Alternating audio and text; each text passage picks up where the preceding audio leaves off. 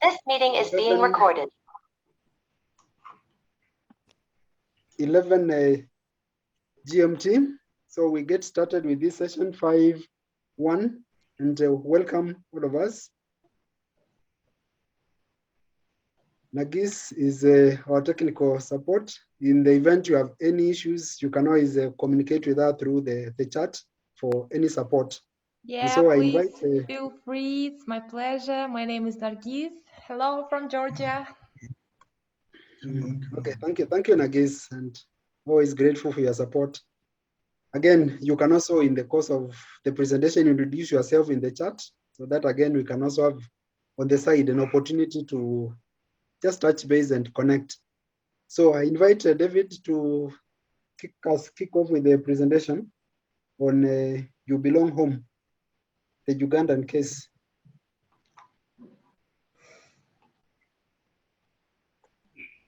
Okay.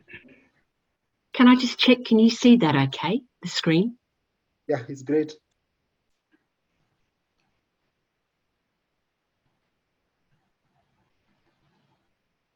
So over to you, Kenneth.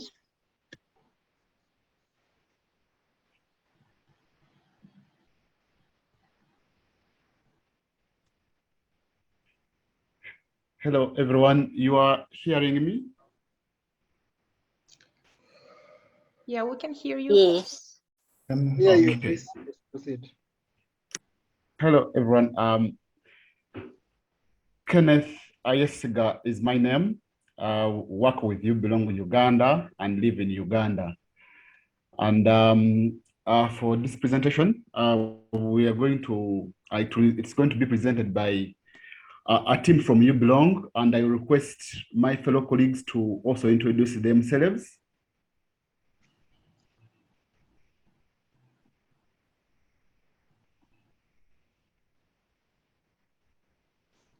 Yes, hello, I'm Fiona Verity and I'm from Wales in the UK and part of this project that we're going to report on today. Hi, David Capo, the Chief Executive of You Belong in Uganda. Kebirungi, Senior Social Worker with You Belong Uganda. Okay, thank you. As You Belong, we appreciate the organizers of the World Community Development Conference for allowing us to be part of this conference. And let's go to the next slide.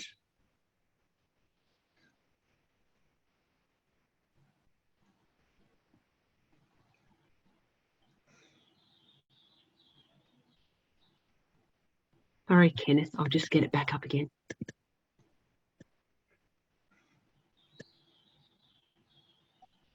Okay. Okay, psychiatric hospitals in low-income countries in East Africa, where Uganda is located, asylum-like institutions, they are overcrowded and under-resourced. There is no discharge planning for patients ready to return home. Many patients are long stay in hospital care with families unwilling to accept them back home. There is no near to no family support or community-based mental health services, and there are high rates of readmission back to psychiatric hospitals. Next slide.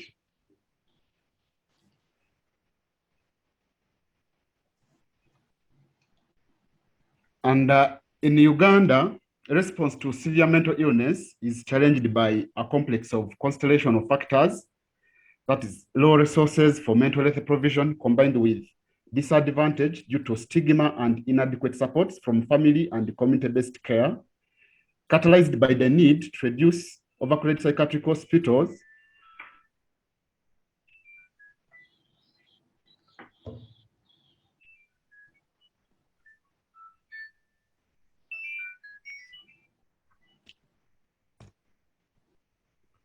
sorry about that, characterized by the need to reduce overcrowded psychiatric hospital wards and to reduce frequent readmissions at Butavika National Referral Mental Hospital in Kampala, Uganda.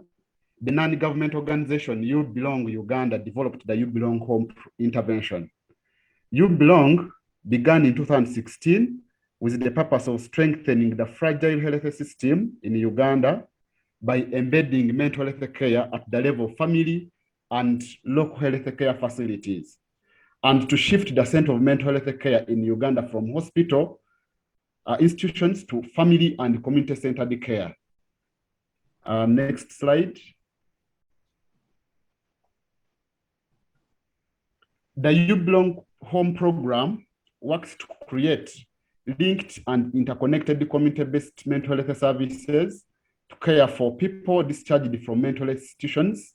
The program is designed to transition discharge-ready patients living with severe mental illnesses back to their families and communities, and establishes local support services that have the potential to develop into a cohesive, robust community mental health service.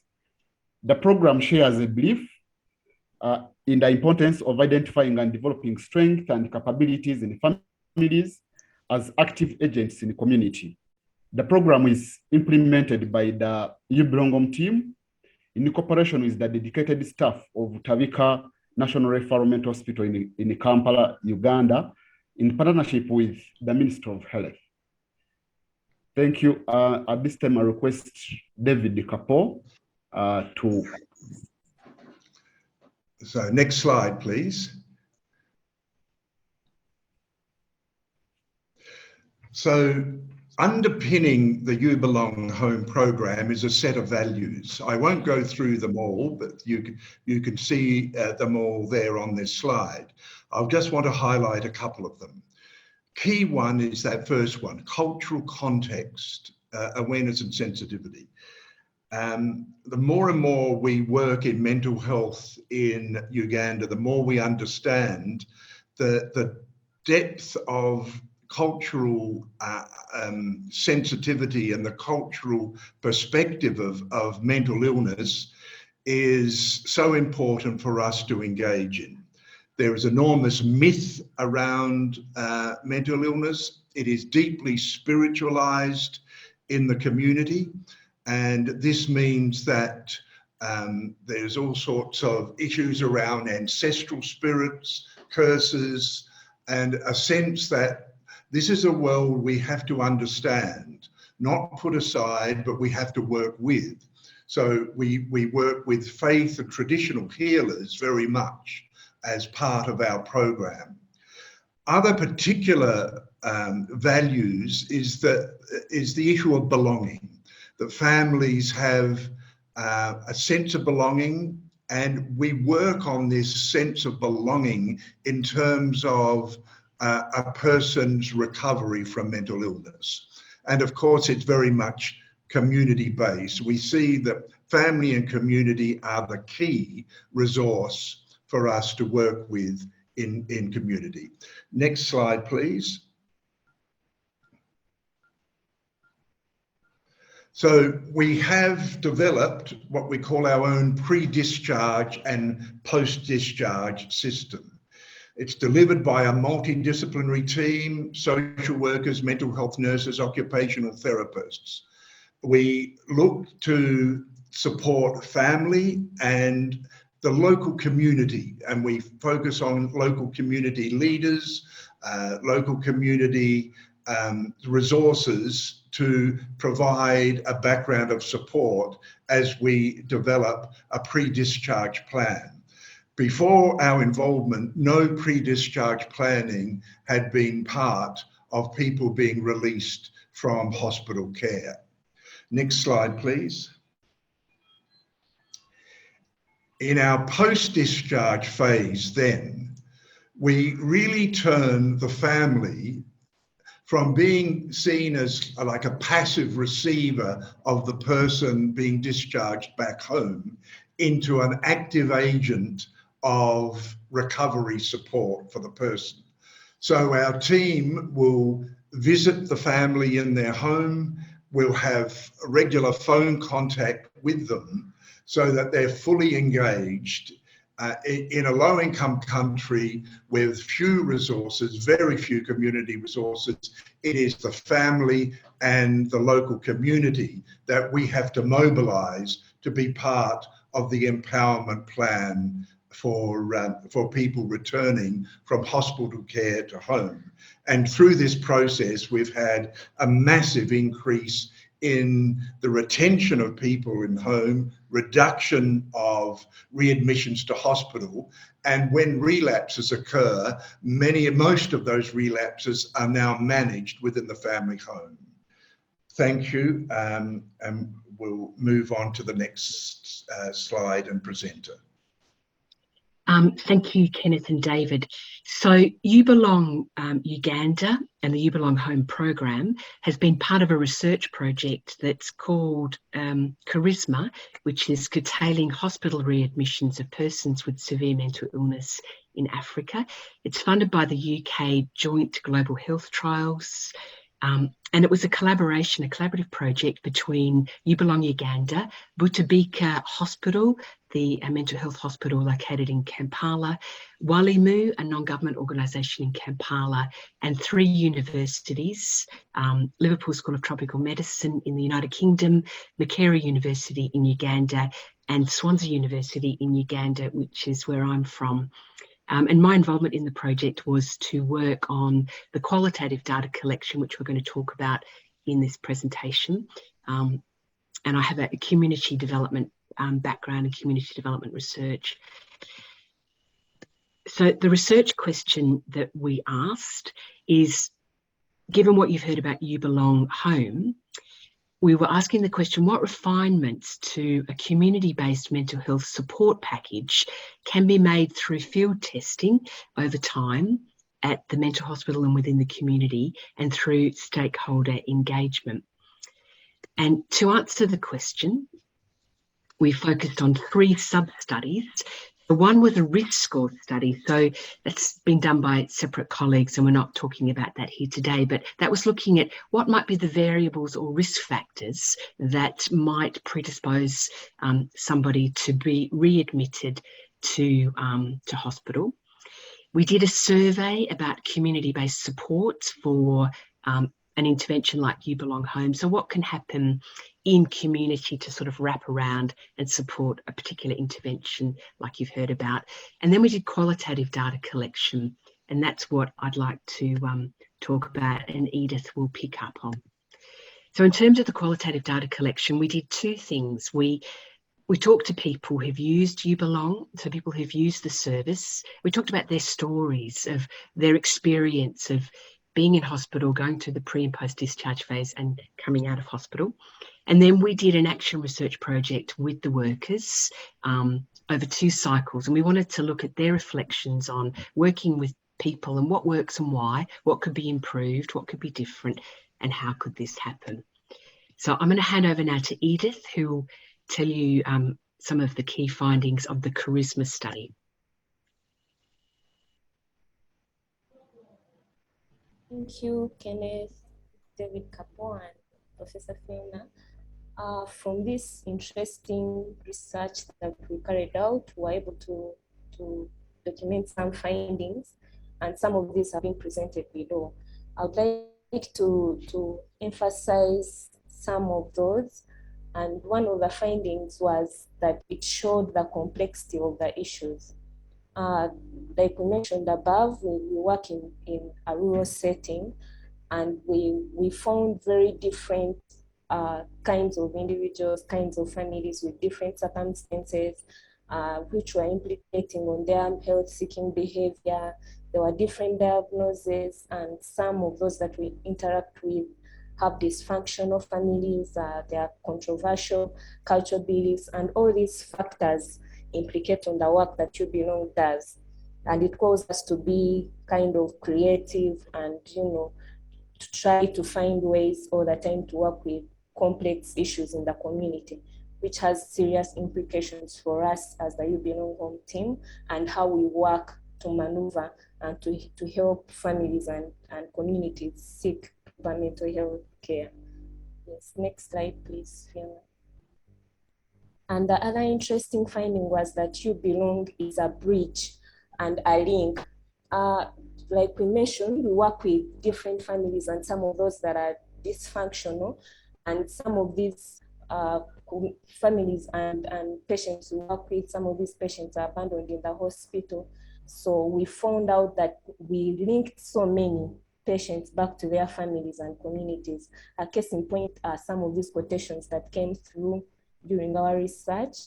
Like you can see, before You Belong came to me, I was stuck in the hospital without any way to get out. And this was one of the services who was explaining their situation, how they were stuck in the hospital, and we were able to connect them to their families. And some of those might go over 3-4 years without getting to their families, months without getting to their families.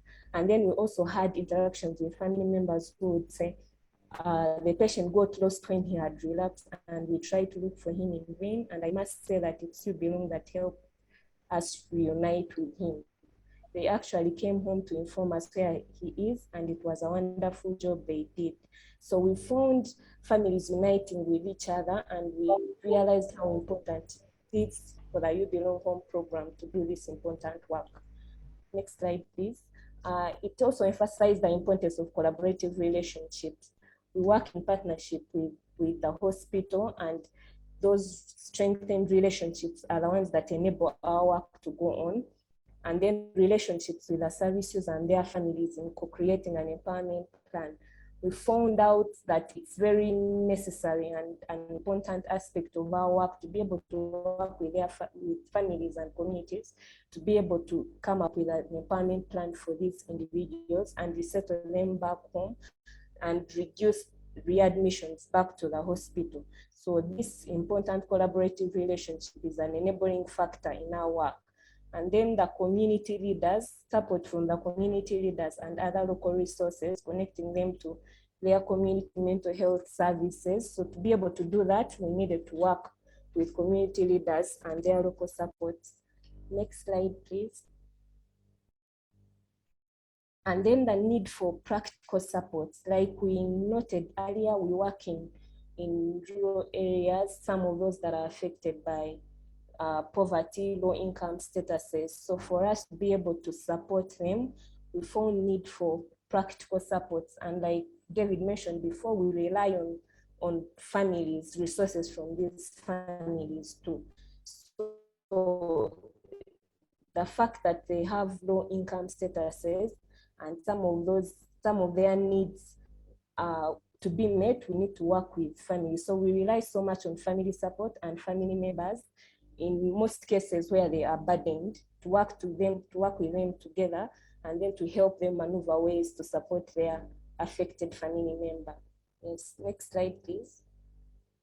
And then we noted the important role income generation plays in supporting families or in helping families to be able to get the care that they deserve. So just like we mentioned earlier, we work with low income status families. And this is a big part of their recovery journey, really, for them to be able to earn something to facilitate their recovery process, to facilitate them getting medication, to facilitate them affording transport to go for reviews. And one of the challenges we found is that most families lack resources as the family unit to be able to support this specific family member start an income generating activity. And then the capacity of the family to engage in income generating activities and with connections to community leaders. Then also the fact that we have to fight biases all the time of some family members that perceive their family members with mental illness as incapable of engaging in income generation. So challenging that bias in our work as You Belong has been a crucial point. Next slide, please. And so with all these reflections from the research that we did, service users and carers really recommended on some of these things that could be improved and some of those that we are already working on in the You Belong Home process. And then they suggested ongoing processes within communities for support. Like we mentioned, in a country like ours where we are impoverished, where most communities are impoverished, we really can only rely on community supports. So ongoing engagements with communities and empowering community members to be able to support each other is a very important part. And then the peer support processes for people with mental illnesses to be able to support each other in their local communities, to encourage each other to continue on their recovery journey. And then more with livelihood work, given that we work with communities that are low income status, they need to be able to earn a living for them to facilitate their recovery process. And then community education about mental illness. There is a very high level of stigma in our communities, given that most people do not know about mental illness. And given our cultural background, that people perceive mental illness as a cultural issue. They perceive it as a traditional issue. So there is lack of knowledge and awareness about mental illness in our communities that brings a lot of stigma. So that is one of the things that we really found out that we need to work with to be able to help these communities to facilitate their knowledge and their awareness to be able to get aware of mental illness and how they can support people within their communities with mental illness and kind of reduce stigma. Thank you. I will go to the next slide. Fiona. Edith, you can take 2 minutes. Thank you. Yes, thank you, Daniel. So based on Charisma, the You Belong Home program has been strengthened. So really reinforcing the power and value of recovery, orientation, relationships as sources of belonging and hope, and really getting the quality in the pre-discharge work to impact on the empowerment plan. So there's a whole lot of practical changes that have come about based on this research, and I won't go through them there, but just lots of things that have been done. David, I'll just hand to you for the final slide, ongoing developments.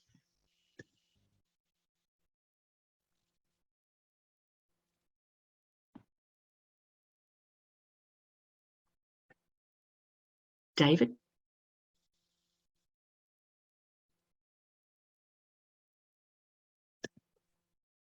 Okay, I might just finish that bit. So in terms of ongoing developments, the reflective culture within the You Belong team has continued. So out of this research, just seeing the value of that ongoing reflective culture, changes in the involvement of service users and families in You Belong planning, a lot more work now with women and family carers, and work was done using the insights from the Charisma project for rapid responses at the start of the pandemic. So thank you very much. That's the end of our presentation. Thank you. Okay, thank you, Tim, for a wonderful presentation.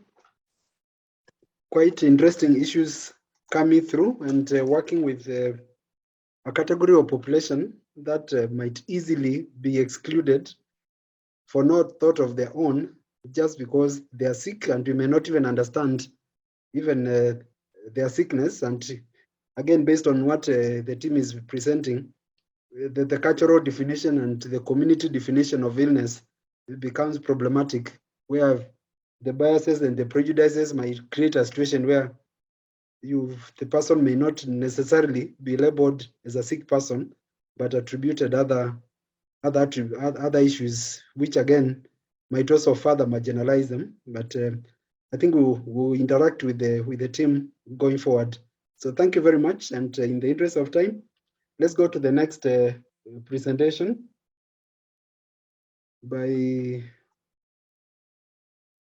let's go to Ritu, and then we'll come to Jami. Ritu and Vanessa. Yep, I'll be starting us off. Hi everyone, you can see my screen, you can hear me well? Sure, thank you. Okay, excellent. Yeah. I'm sorry, Vanessa. Could you please run the slideshow mode of the presentation? To the this. Yeah. Okay. Yeah, Great, thank you. Yep. So Ritu and I are so happy to be with you today, and we both actually work at a grant-making institution called Global Fund for Children, And so we have a little discussion question to kick us off today, which is, what is the role of funders in supporting community-led change? Or do funders have a role in community-led change?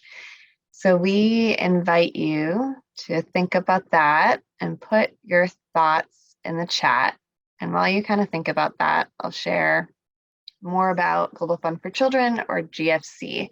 So we are the only global nonprofit dedicated to finding and funding truly local organizations that empower children and youth. We've been doing that since 1997, and we've supported over 900 innovative child-centered organizations around the world. And we really aim to practice what's called trust-based philanthropy, and shifting power to communities. And so we are an intermediary funder. So we also get our funding from elsewhere to resource community organizations, to facilitate capacity development support and network building. And Ritu especially has found some really interesting links with the role of funders in community development. So I'm going to go back to the question here. And I see one person here wrote around sustainability. That's always a big question in this work. I see Michelle put community capacity, not always looking from a deficit perspective. I think that's really important with the power dynamics that there are. So someone else from Independent Age wrote that they fund projects that you feel support communities using innovation, local skills, and assets, being responsive to community needs and not setting outcomes at the outset to allow for evolving responsive nature of the work. Yes, I think that's really critical. So hopefully we can keep continuing this discussion, but we definitely have found that there can be some challenges, some tensions, some missed opportunities between community development and philanthropy.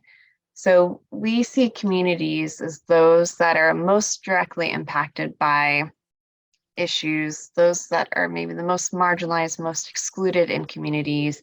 And ideally, they're the ones who are defining their dreams and leading change. Whereas often the dynamic in traditional philanthropy is that donors define priorities and success, whether what they choose to fund, how they'll fund it, over what time they'll fund it.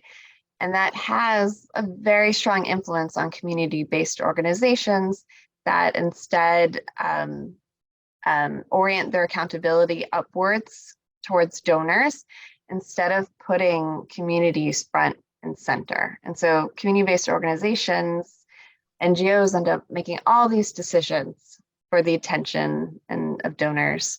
And I know I saw that early on in my own NGO career with a small nonprofit in the US working with Latino migrants in a very much a state that is under-resourced. And one of the things we had the most calls about was around detention. So people who did not have papers, who were in the United States undocumented, and maybe were detained by the police or our immigration system. And we would refer them to lawyers, but I was questioning, well, isn't there more we can do? This is one of the biggest things we're hearing from people. And what I was informed or told was that, well, this is something that like we're not going to get funding for, that, you know, because these folks are often seen in society sometimes as criminals, like funders aren't going to want to fund it. There's very little change or impact you can have. Yet it was one of the things that affected people's entire sense of safety in their community. And for all the other issues we're trying to impact, it was like something just so basic that we weren't doing the most we could necessarily do, in part because it was defined like what was fundable, or what wouldn't be controversial.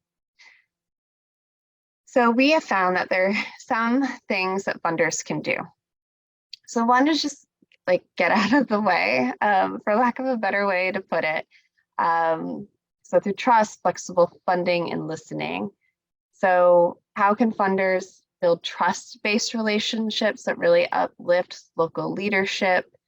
How can funders give more flexible funding, which is also sometimes called unrestricted funding or general operating funding, that really supports adaptability and responsiveness to communities? We saw how important that was in the pandemic, for example. Really listening to grantee partners' needs and dreams. And instead of like, I think funders sometimes take on this inquisitive role, like, why don't you do this? Or have you thought of this? But instead, just like really truly listening and understanding their context and what their vision is, and responding to feedback. So first gathering feedback, but then really being responsive to it. And so how can you simplify your application, your reporting, things like that.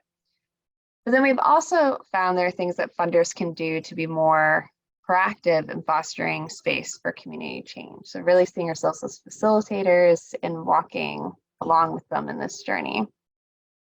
So I think one thing is funders really need to not see themselves as experts, that community members are experts and we're all learning and teaching together. Another thing is facilitating support beyond the check. So it's not just the financial resources, but non-financial resources can be just as valuable. Really having holistic accompaniment where funders aren't defining what success is, and this is what a successful NGO looks like or CBO looks like, and they're not defining what the priorities are for capacity development. Creating space for peer learning, so building community among NGOs, and also modeling inclusive participatory practices. So if we facilitate differently and create more room for equal participation, or if we ask which voices are missing, who's not at the table, if we as a funder are becoming more participatory, we've seen that it has a ripple effect in how our partners are looking at, for instance, child and youth participation. And so within the philanthropy world, I think it's really important that funders walk the talk for greater community participation. So these are some of the changes we've made over the past 4 years or so. So some of it is around systems for feedback and responding to that. Diversity, equity, inclusion, accessibility is really important. Inviting more of our community in and spaces for co-creation, for decision making. So we have a youth leadership council, a partner advisory group, and more participatory practices. So around learning and evaluation and grant making. So who is deciding what to fund? Who is designing the grant report? Who is making the decisions of which groups are getting funded? So through our recent Spark Fund, 4 youth panels around the world selected 56 youth-led groups to lead change after the pandemic. So now my colleague Ritu is going to highlight some stories from her work in India.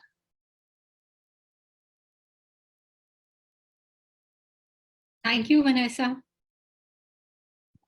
Yeah, hi everyone. I dedicate my sharing to the communities and NGO partners in India, and I'm involved with GFC in India for a project on child labor and trafficking. And my responsibility is monitoring, learning and evaluation and community participation. And the definition of the community which I'll be using is those with the lived experience, like youth and geographical communities, because we believe that those affected by the issue are architects of their own lives. And we prepare them to take ownership of their own change, as well as challenge the power inequities which exist within and outside the communities. And as my colleague Vanessa shared, we do not work with communities directly, but we work with grassroots level organizations. And this meant looking at our own privilege and power as grant-making organization and attempting to shift the power to these organizations, and with a hope that they will further shift the power to the communities they work with. This was particularly crucial in terms of monitoring and evaluation, a portfolio which I hold, because this role reinforces power even further. Therefore, it was very important that we step back and we signal to the NGOs that they need to take the lead as they are the experts of their own experience. However, the NGO staff, which were very used to the traditional top-to-down donors way of working, were not ready for this, and we tried to apply a strength-based approach. Vanessa, next, please.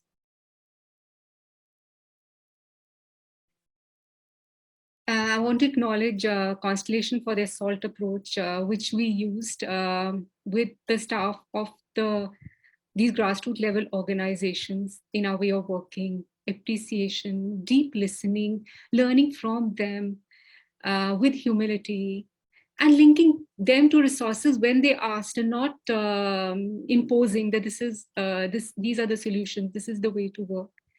And transferring what we had learned from them to others, as well as to our own lives. This came as a surprise to the staff members, and but gradually they began to acknowledge that they had strengths and they could do many things themselves, and which helped us to dissolve this the power. We hope that we were able to dissolve to some extent the power we have as staff working in a grant-making organization. Next, please.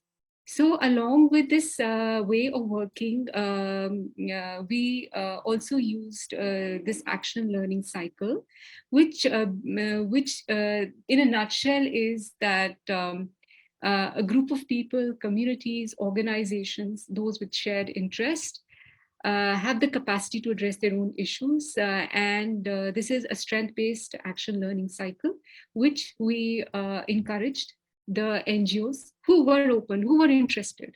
So 4 of the 5 NGOs which we work with showed interest. So we use this process with them as organizations. I'll share about this process step by step through small stories. Yeah. Yes. So this process builds ownership in each step, involving people who are part of the design, implementation, and a self-measurement of their own progress. So it was not a monitoring system which we imposed and to which they were reporting. And we started with strength-based questions, and then asking, what is your dream for your organization? What would you like to do? Rather than we bringing in what we thought was best for them. And these organizations said that they already had a vision and mission when they had set up these organizations, but new people had joined, young people had joined who could not relate. It was not their dream. So we asked them, what is your dream?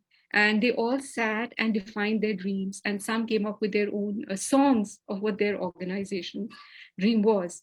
And one of the young staff members, he said that now when I come to the office, I feel I am executing my own dream. It's not only the office dream. So that sense of excitement for the work emerged. And then the heads of organizations felt valued in using this kind of approach. Next, please. And after they defined their shared dream, and as we know, shared dream brings people together. The dream was very powerful, very exciting. Then we encouraged them to do a self-assessment of their dream, where what were the things they were good at, and what were the things they needed to work in order to realize their dream. And apart from different practices which came up and which were more honest, because this assessment was not sent ready-made from Washington or from Delhi, where I am based, but they were based on their dream. And one of the practices which they themselves said that because, you know, they had started with this dream of competent communities who could take ownership, but somehow through through pressure from donors, they had become more service delivery. What could they show? What was concrete? Not what the inner, how were they building inner capacity of people? And therefore they said, we would like now to strengthen this particular practice. So what I'm really trying to say is that once they realized that they had to work more on community ownership, they asked us that would we support them and introduce them to some approaches which they felt would strengthen the ownership of the communities in their programs. So it was not directed by us. Next, please. And then we encouraged them to use the similar cycle as they had themselves experienced with the communities. So they started SALT conversations with the communities they worked with, appreciating them, deeply listening to them, and with humility and not as teachers. And they said, from instructors, we've become listeners, we've become learners of the communities and not teachers were telling.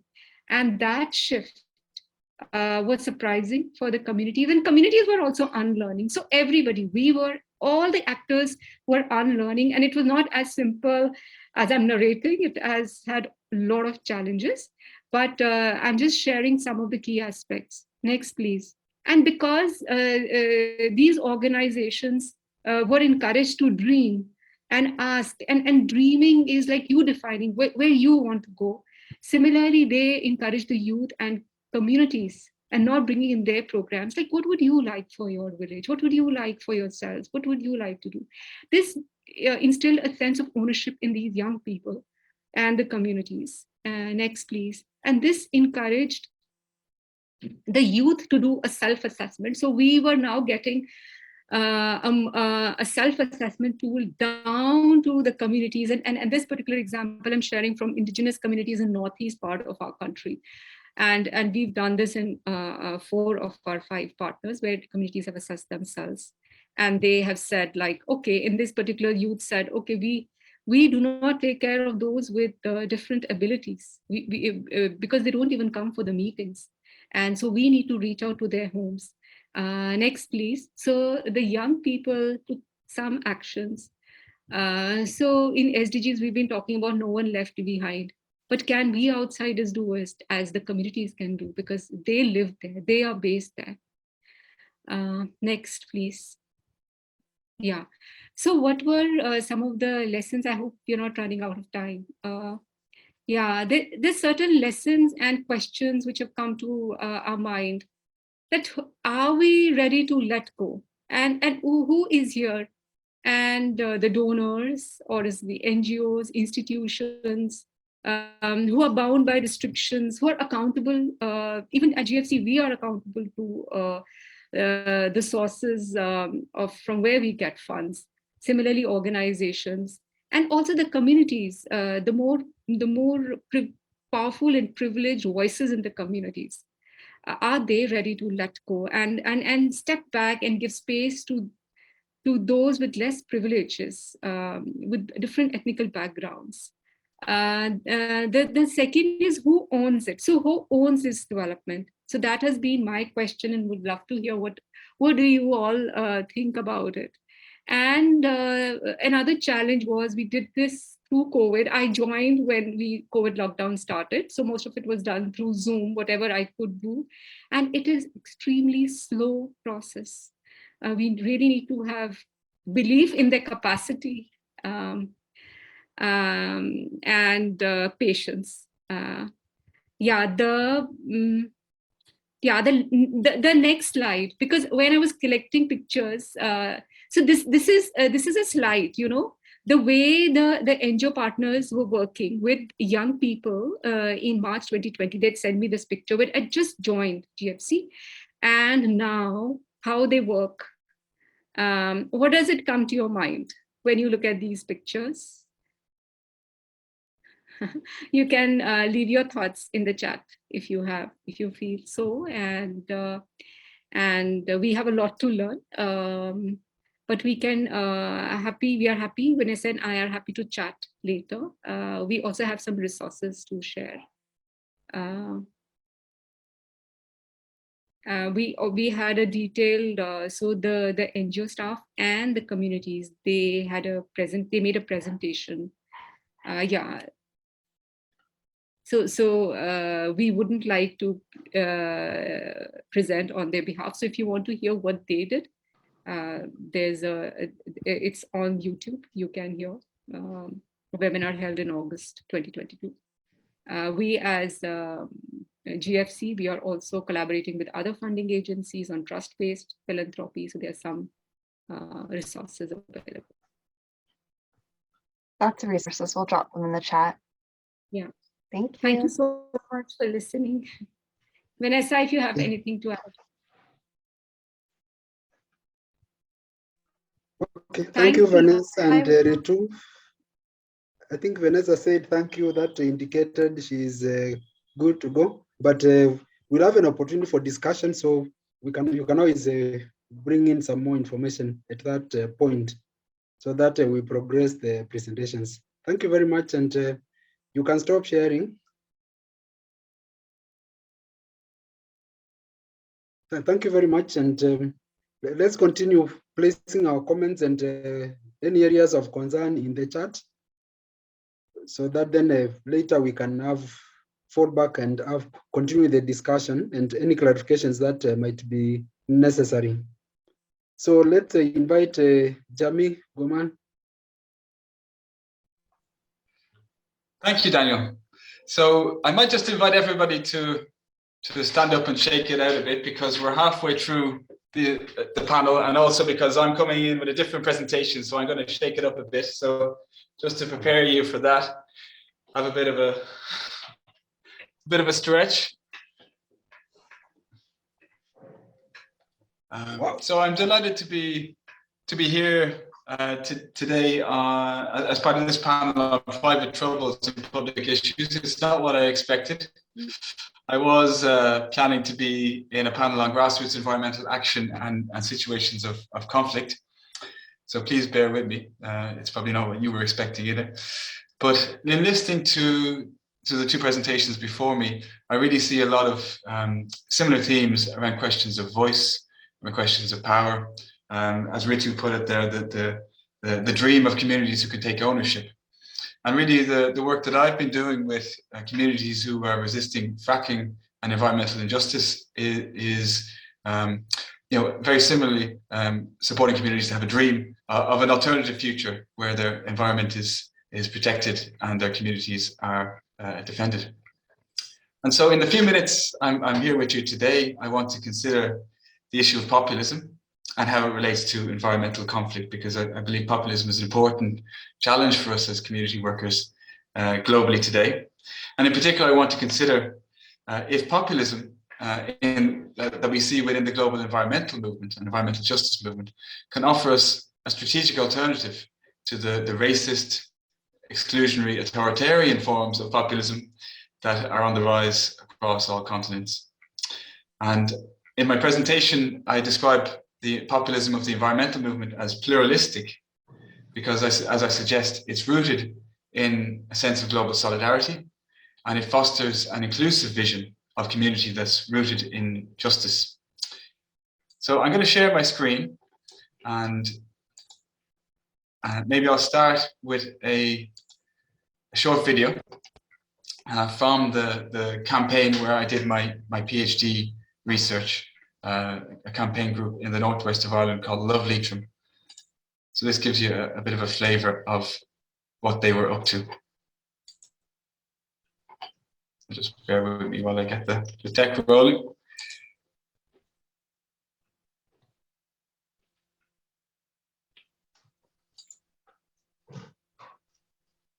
Can you give me a thumbs up if you can hear this when it starts?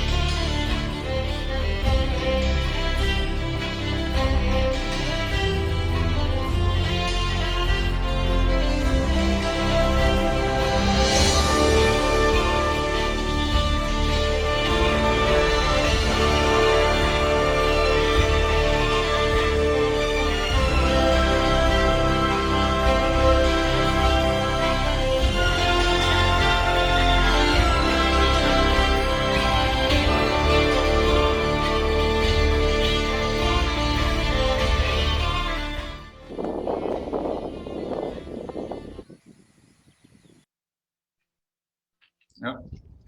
So I'm delighted to say that the video is actually from 2016, and the campaign has been won. So it's been a success. And for those who don't know what fracking is, it's a form of fossil gas extraction that is known to cause huge environmental destruction and human rights abuses in local communities where the mining takes place.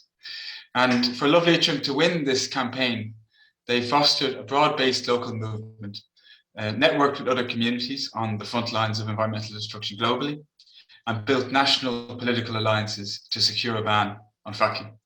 And this is one example of what Martine Allier, the scholar of environmental justice, calls the environmentalism of the poor.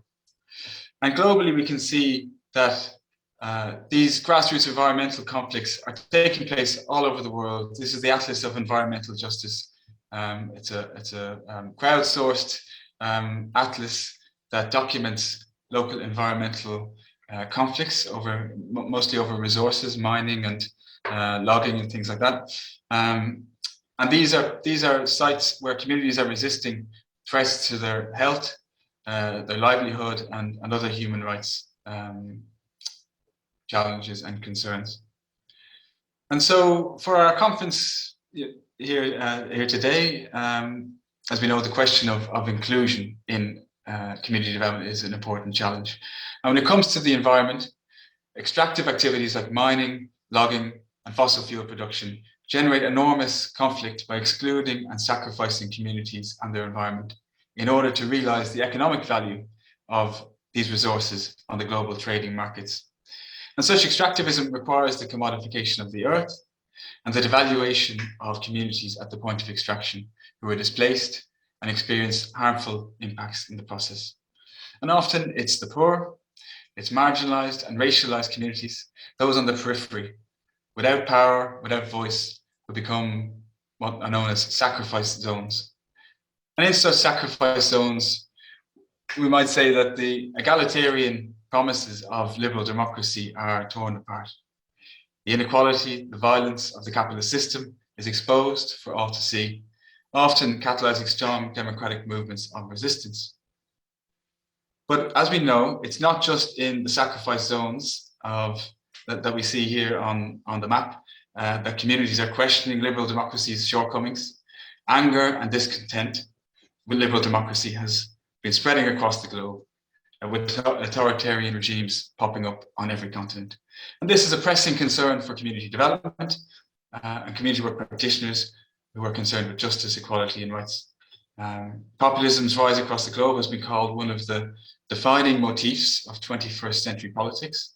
And in its exclusionary, authoritarian, and extremist forms, it poses a huge challenge to the values of our practice. So as a community work student a decade ago, I was taught that as a practitioner, we should start where the people are at. We should validate the voices and respond to the grievances of those who we work with. And this maxim echoes Freire's emphasis on listening and identifying the generative themes in a community. What are those issues that are generating energy, anxiety, anger that we might begin to organize collectively around? As a practitioner then, my work with communities resisting environmental injustices has involved doing that work and supporting their democratic will in the face of fossil fuel companies and governments which seem to protect the interests of corporations over citizens. Now, we're both starting where people are at and in supporting them to resist the domination of elite interests. It could be said that my practice echoes the populist playbook. As Sue Kenny points out, community development, like populism, emphasizes being critical of the elites, recognizing the people as a source of power, responding to the concerns of the marginalized, and authenticating people's anxieties and fears. There are, however, important differences. Community workers may begin with what Saul Alinsky calls the resentments of the people, but we work with communities to engage in dialogue, to critically analyze the situation and organize collectively to change it. We build solidarity and agency, as Anastasia quickly mentioned in her keynote yesterday, rather than cultivating a reliance on strong man authoritarian leaders. And while populism is characterized often by an antagonistic schema of us and them, elites and people, exclusionary right-wing populism is further segmented so that only some people are considered to be the real people, and minorities are deemed to merit further exclusion because they're protected by the liberal elites and therefore demonized in the right-wing populist discourse. So is populism something that we as community development practitioners should reject and resist? It's an important question for us to consider. And I'm not convinced that our response should be an outright rejection of populism. In the community development literature, there are several scholars who suggest that populism is not necessarily a bad thing, and that a left populism rooted in justice and equality has, as Peter Westerby notes, the potential for radical and egalitarian energies. Similarly, Reynolds argues that left populism might help reinvigorate community development and produce what he calls counter-hegemonic discourses that resist neoliberalism, racism, and conservatism.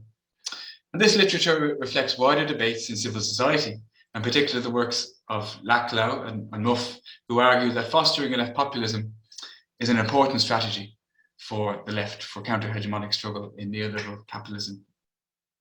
And these scholars distinguish a populism of the dominant from a populism of the dominated, where the latter builds coalitions amongst marginalized groups to challenge the systems of domination and inequality that mark people's lives and intersect with political structures.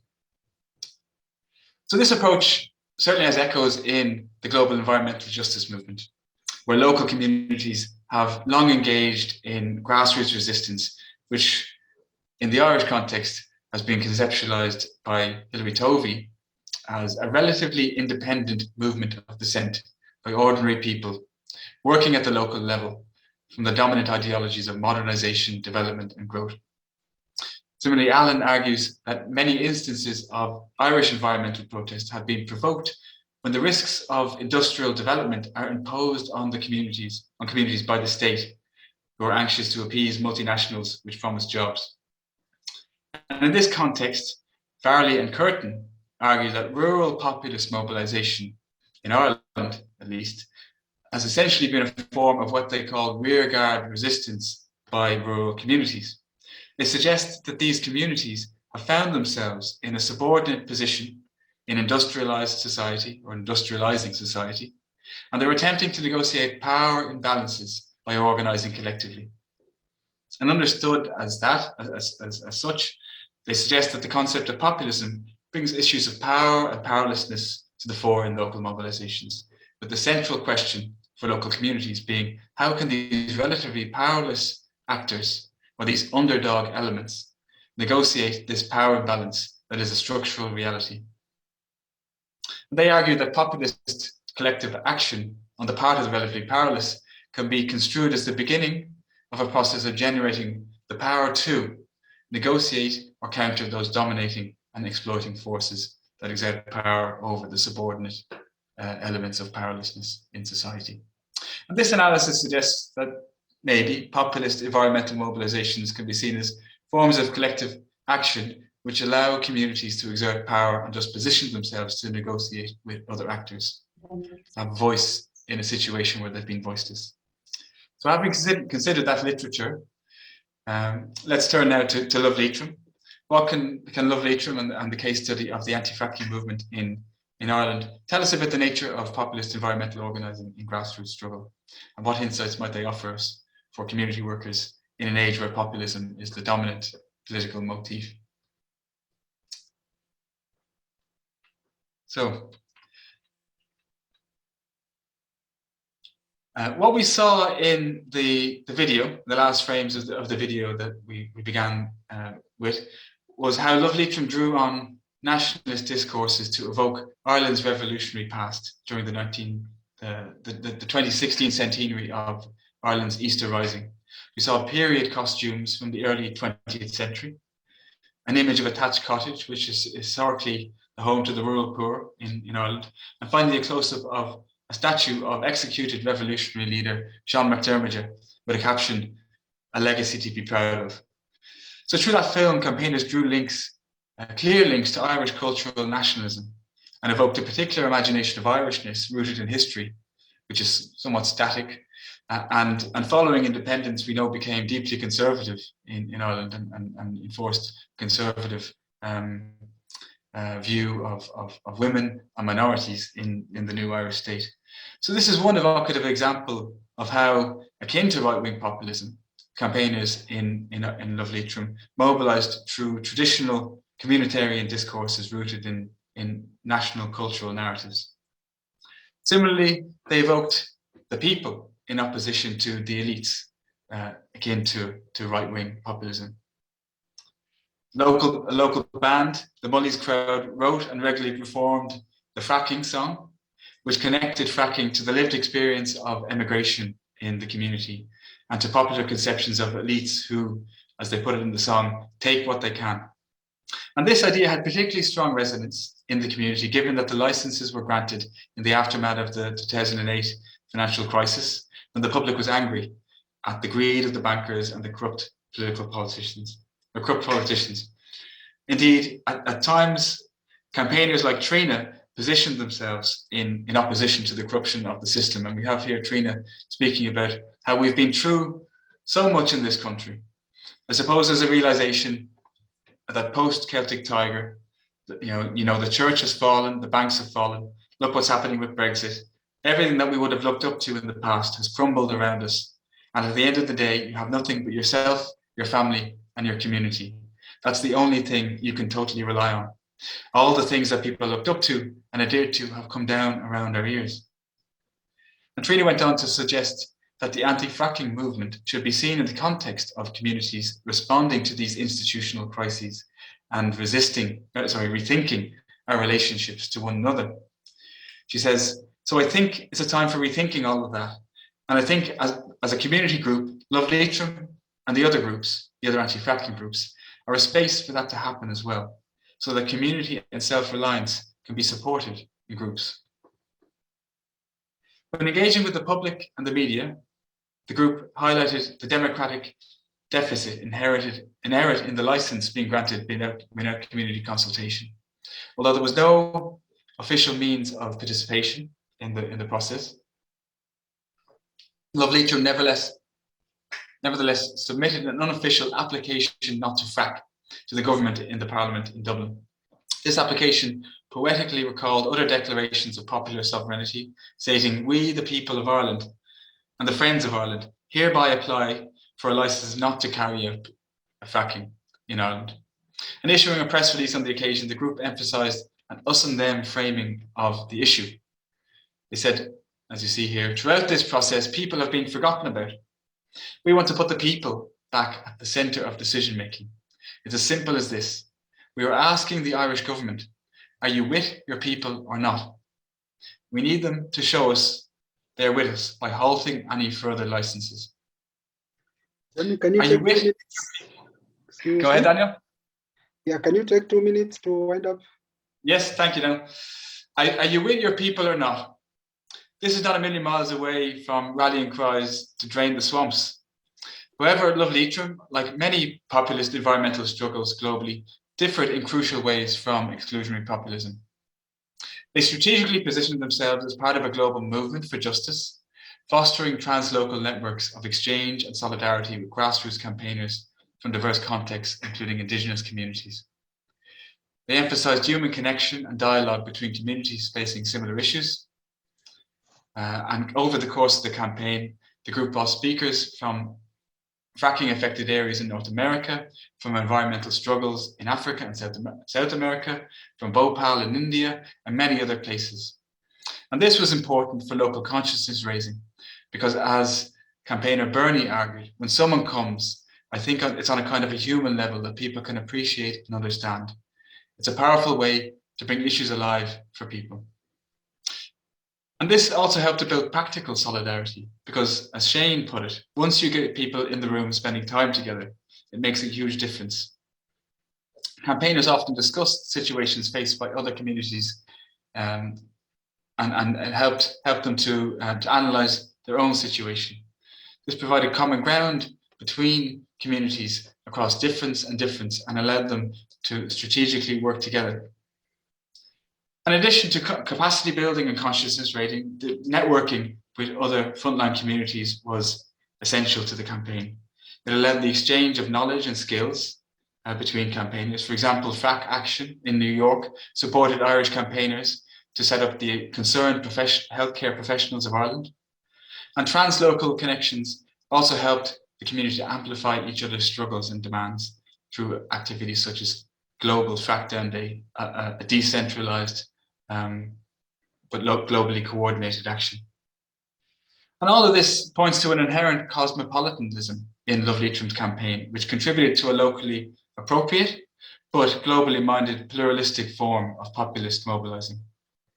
And this shows how bonds of solidarity and exchange can build agency and generate grassroots power from below. But as I move to conclude, there is one further point that separates Love Leitrim from right-wing populism. While campaigners were willing to undertake civil disobedience and demonstrate fundamental resistance to fracking, fundamentally, they sought not to destroy liberal democracy, but to hold it to account. And as there's some images there of global solidarity with campaigners in Indigenous campaigners in Standing Rock in North America. And then as Fergal put it, we have a system of democracy, and I'm using inverted commas at the moment because it's the only system we have. And while I'm using inverted commas at the moment, it's the only system we have. A lot of the time, people think they feel so betrayed by it. They think we're just not going to deal with it. But actually, why not confront it with its own contradictions, which campaigns like Love Leitrim have managed to do?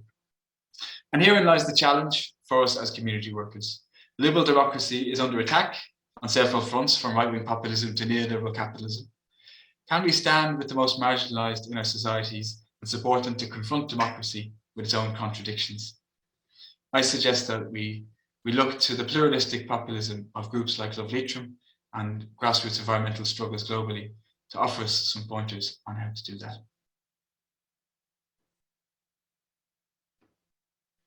Thank you, everybody. Okay, thank you, Jamie Goman, and the successful campaign. We appreciate. Well, quite some three heavy presentations, a lot to process, but all the same, very encouraging and positive messages coming through, and especially again, pitching for the community voice, agency, and solidarity in the process. Nagis, you had indicated we had 4 presentations. Is that still the case?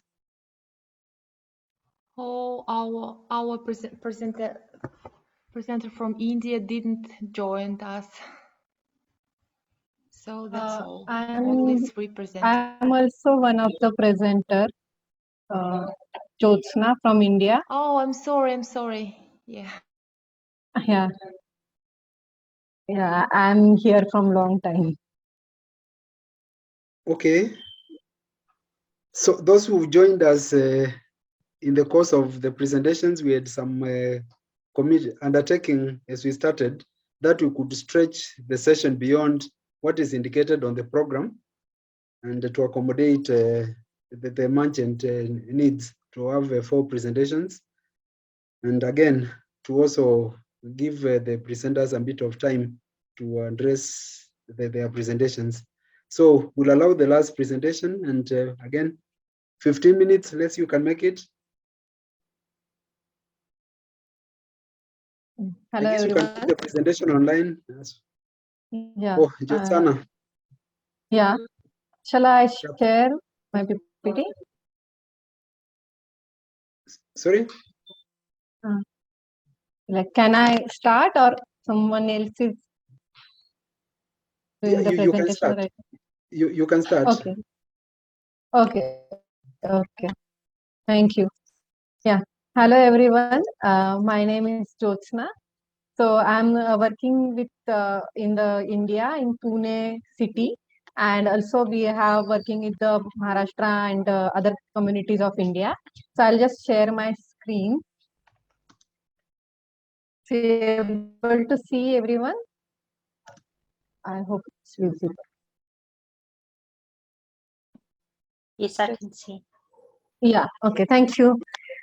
So this is the organization where we are reaching out to the people who are into the community and helping them to start their own entrepreneurship. So this is all the experience which I'm going to share while working with the community, how the foundation have grown. So our main who wanted to start their own business or already started their business, but they have lost because of during this COVID time, lot of micro entrepreneurs have lost their businesses and not able to grow again on the same platform where they were working. So that was very important factor for us to reach out these people. So our main vision is to create environments of grassroots micro entrepreneurs to develop their business idea, business plan, and help to create jobs in the society. And we are not focusing high level entrepreneurs or middle level. It's grassroots community slum people who are doing small businesses and required support. So our role of the foundation is to equip them with the financial like financial management, telling them about the digital literacy, how they can use the media, how they have to use the bank, because most of the women don't have account into the bank. It started from there. So how to use those kind of ecosystem and all those things we are providing support to these women. So we have developed our programs into these different units, which have Saksham, where we are providing training. Sankalpa, we are forming clubs of women and youth together. They can do either business together or same kind of business people come together and learn from each other, and we also mentor them. Nidhi and Spurti, we are providing them some kind of seed capital to start their business or take their business to the next level with the help of donors, of course. Then we are making one platform, online platform, where their products can be sold, whatever the products they are making, or they can sell through the exhibitions. From there, we are helping them. Yes, summit where we bring all entrepreneurs together. They can present their businesses and investors can invest into their businesses and take it into next platform. So here I like to express that in last year's summit, we have organized it in Kolkata in India, and one of our entrepreneur who does the millet production with the help of millets, that is going to be presented in Germany in Falling Labs presentation. He got selected as an entrepreneur from India to present over there. So that's one of our achievements where we are working. And we provide platform to the entrepreneurs to speak about their businesses through ESTalk, which happens on every Saturday. So this is one of the groups which we have formed into one in our community in Pune. So in this we have last 3 years back, when COVID started, is all the women lost their jobs. Who are most of the women work as a maid into the houses of people, and this all maid lost their job. Also, people working in the malls and the companies, factories at the security level or the as a any like small level job. These people lost their jobs, and then we found they don't have food to eat. At 2 times food to eat is was a challenge.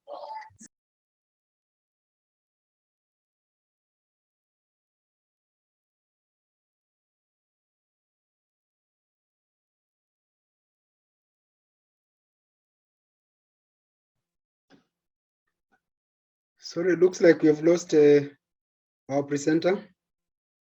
Hello. Yeah. My connection lost of the internet.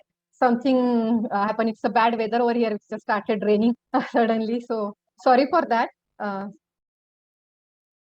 That's okay. Now we can see Possibly, you and hear you. possibly if the network is a problem, you can present without the video.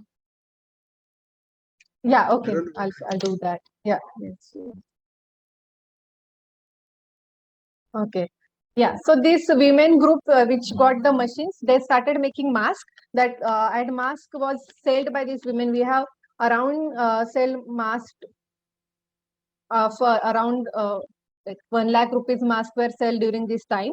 And after the COVID has gone, the mask orders had start coming down, and we have founded now the another production unit. It's known as 10 Stitch, and these women are now making different kind of fabric and the kurtis and different type of materials, and we are doing selling it through the exhibitions.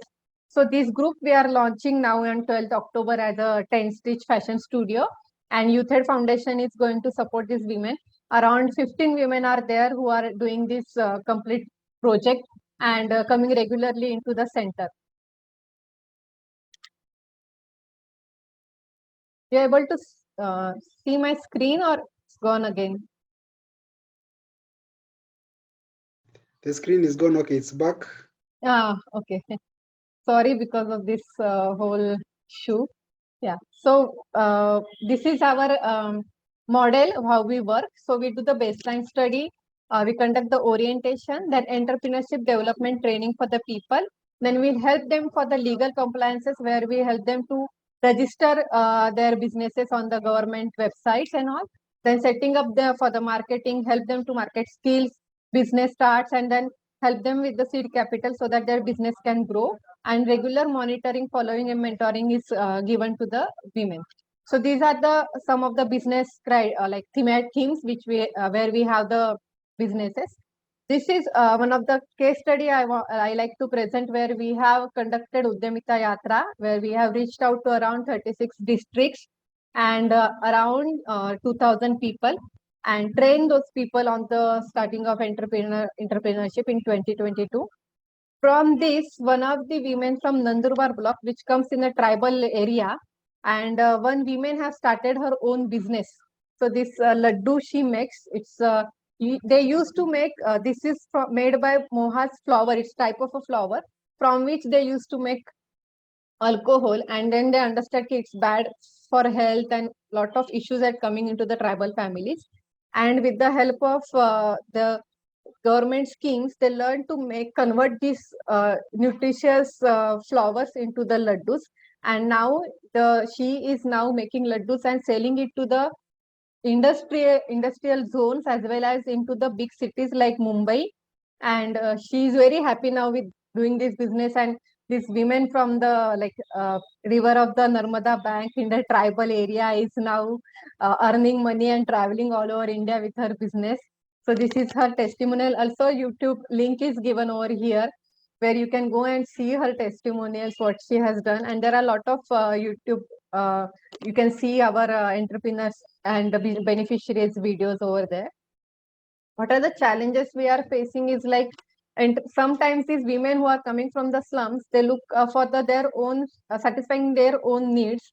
And once the needs is satisfied, they are not looking to take this business or upscale those businesses to the next level and supporting others.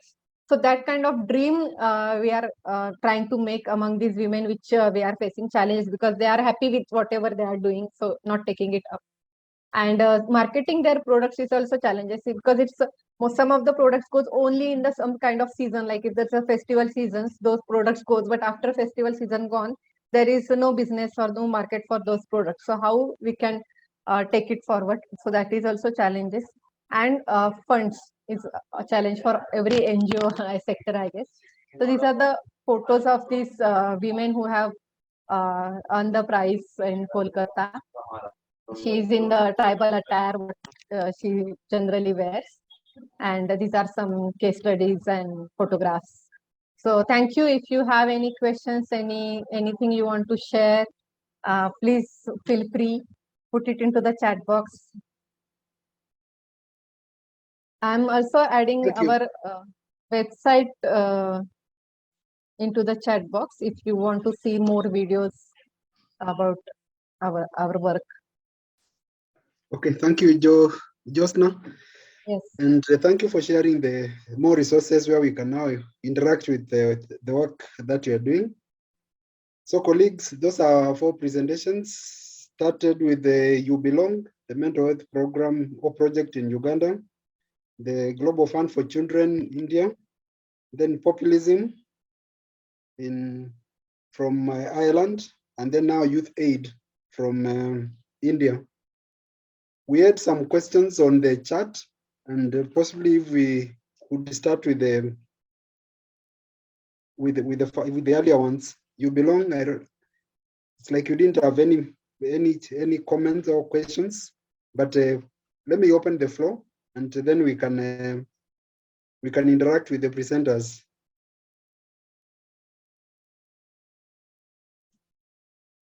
You can unmute yourself and just start raise any comment. Jamie, you have your hand up. Thanks, Daniel. Yeah. I wanted to ask the presenters from You Belong sorry, start again. It's late here in Australia. I wanted to ask a little bit more about the literature that you're writing into and speaking to, because I'm involved in a piece of work here in Australia on early intervention work for youth homelessness, and it's that literature seems to be using a lot of the same language around building a bridge, building a link, the ecosystem of support, and yeah, it seems to provide a lot of commonalities with what you're doing. Okay, thank you. I hope you got the question, and then possibly there was quite some bit of reference to dysfunction of families, and that in itself can also be quite prejudicial and not very so supportive, and compound the problem. I don't know what other term we could use with that could express some bit of love and empathy, given that these are families also who are dealing with a very complex situation. David, Any did further you want questions to? You Belong? David, did you want to respond to Jamie's question about the literature You Belong's drawing on? David? Can you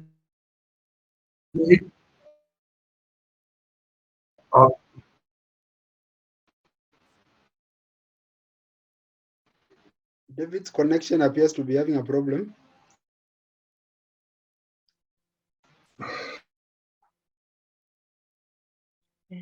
So maybe Fiona, you can deal with it. Yes. I'll come in, and if David comes back. Yes, so thank you, Jamie, for the question. You Belong, so the origins of You Belong, and then the kind of charisma work, drawing on a cross-section, so it's really kind of interdisciplinary, so community development, the kind of Freire kind of ideas that you're talking about, mental health, so the kind of community-based mental health recovery, sociology, so ideas there about belonging, about community.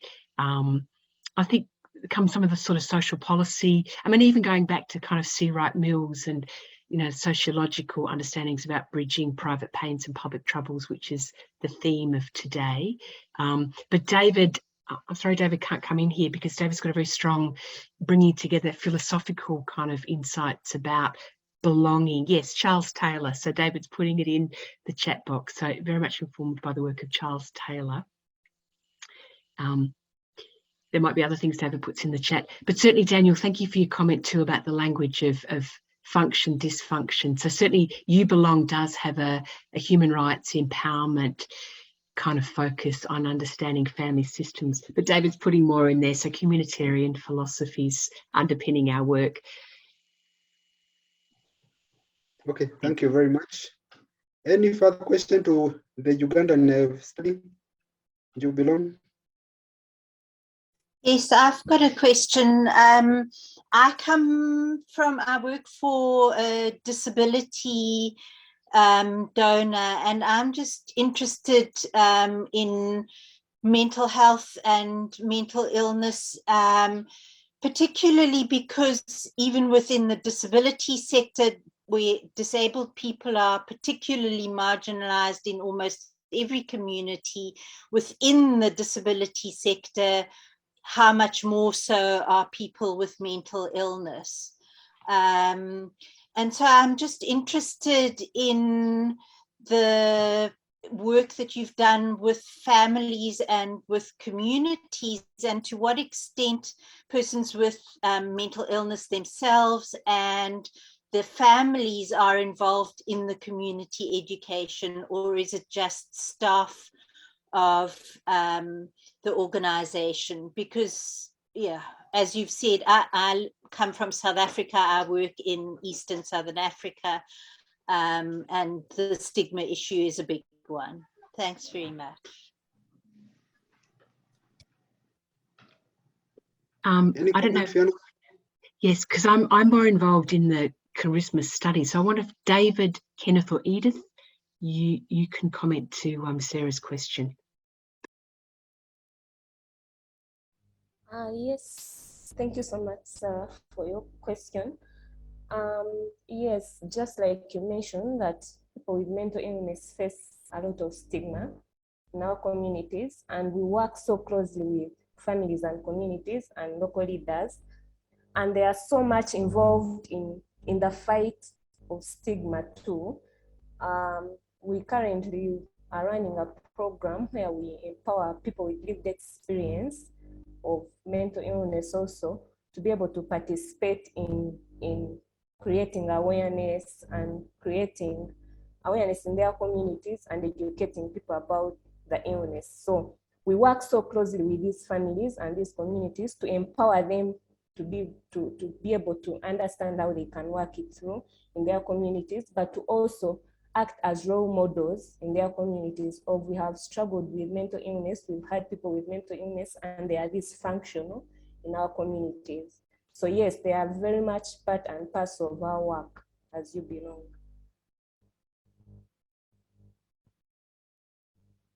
Thank you. Okay, thank you very much. Any further question for the You Belong, then, so that we can move to the Global Fund for Children? Yeah, I Okay, had a question, like maybe I misunderstood. And this was on, sorry. Yeah, so this was on action research, the methodology. Yeah, I think that was mentioned. The action research with health workers. Fiona, I think mentioned. I just had, because I facilitate participatory action research, did you think of involving those affected by the issue or their families in participatory action research? Yep. In this particular project, the focus was on the workers in the action research. We involved families and the people who'd been part of the program in focus groups and interviews. Yeah. So where they told their stories about what was it like, being in hospital and coming out, and what was your journey like. So as respondents of research, and okay. Yeah. But certainly, absolutely, that's something for future projects, is to do more of that. So thank you. This is what I have been doing with those affected. Yeah, it's extremely challenging, but wonderful work. Thank you so much.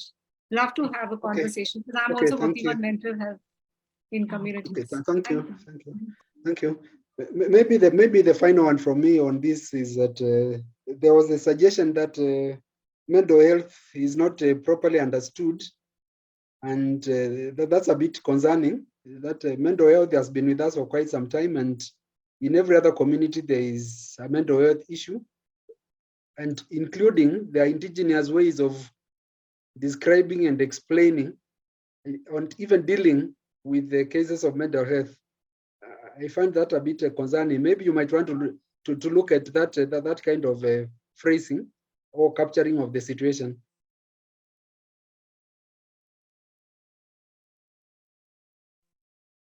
Thank you for that feedback, Daniel. I don't know if anyone else in the team wants to comment on that or respond.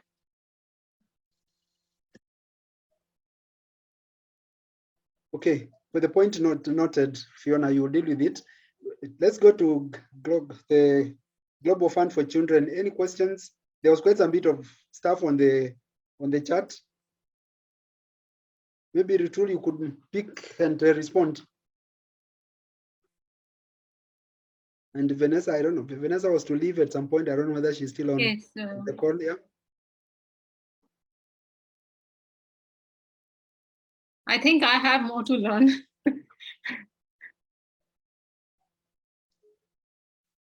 Okay. Any questions for Ritul on Global Fund for Children?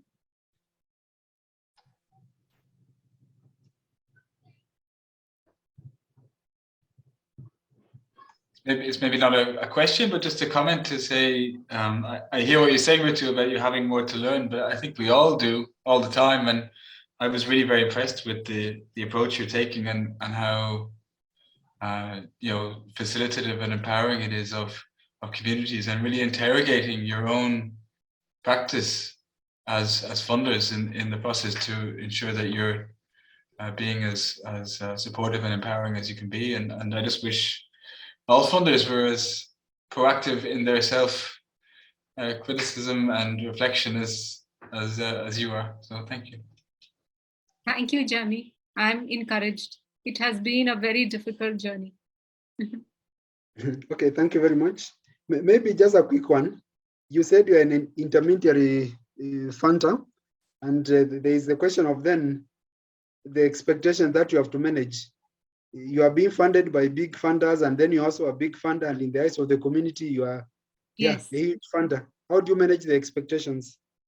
Yes. So, this project I shared, it did not, in its design, like I joined 2 years after the project had started, and in its design, the role of the communities was minuscule, if I may say. They were like, what are consumers of services? And so we had to negotiate with the foundation from where we were receiving funds. So we are also accountable. So negotiating with them, negotiating with the NGOs. So it's been, and me also negotiating with my team members, because it was a new way of thinking at that time for Global Fund for Children. Therefore, I was telling Jamie, it hasn't been that. It's not smooth sailing. Yeah. But one website which you all can visit is Trust-Based Philanthropy. And that will give you a lot of, so there's a shift in the funding agencies, and that is to be celebrated. Okay, thank you. Thank you, David. And I see Josna wants to leave. I don't know that she's still on the call. Any question for Josna? Josna, you are still around with us? Okay. So we are left with the questions for Jamil, populism.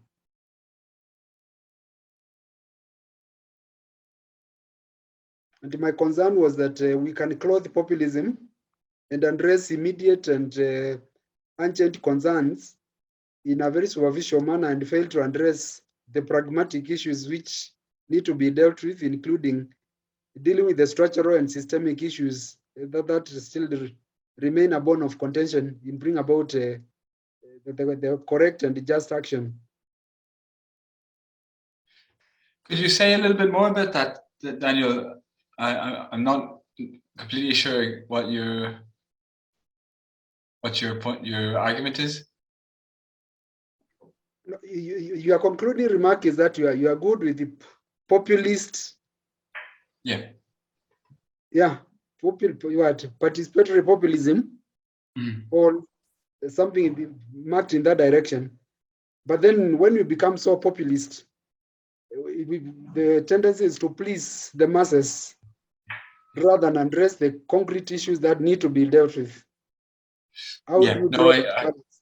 So that eventually we deal with the problem rather than just pleasing people for the moment and the cloth and the cover fire with a blanket.